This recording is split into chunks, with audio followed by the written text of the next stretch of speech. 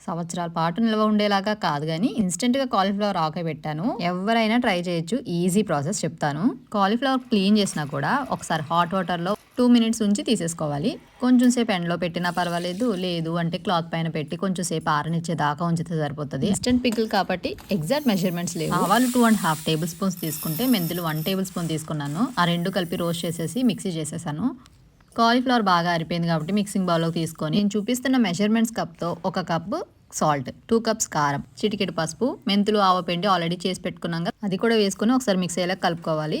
ఇప్పుడు తాలింపు వేసుకోవాలి. తాలింపులోకి ఆయిల్, ఎండుమిర్చి, వెల్లుల్లి, కరివేపాకు అండ్ కొంచెం జీరా యాడ్ చేశాను. ఆవాలు కూడా వేసుకోవచ్చు బట్ ఆల్రెడీ ఆవపిండి వేసాను కాబట్టి వేయట్లేదు. ఆయిల్ బాగా చల్లారిన తర్వాత కాలీఫ్లవర్లోకి మిక్స్ చేసేసుకొని నిమ్మరసం వేసుకోవాలి. నేను 2 పెద్ద సైజు నిమ్మకాయలు వేసాను. 2 or 3 days ఊరనివ్వాలి. ఆ తర్వాత గ్లాస్ కంటైనర్లో స్టోర్ చేసుకొని అంతే తినేయడమే. పెద్ద పెద్ద వంటలు మన వల్ల కాదు కానీ ఇలా ట్రై చేద్దాం.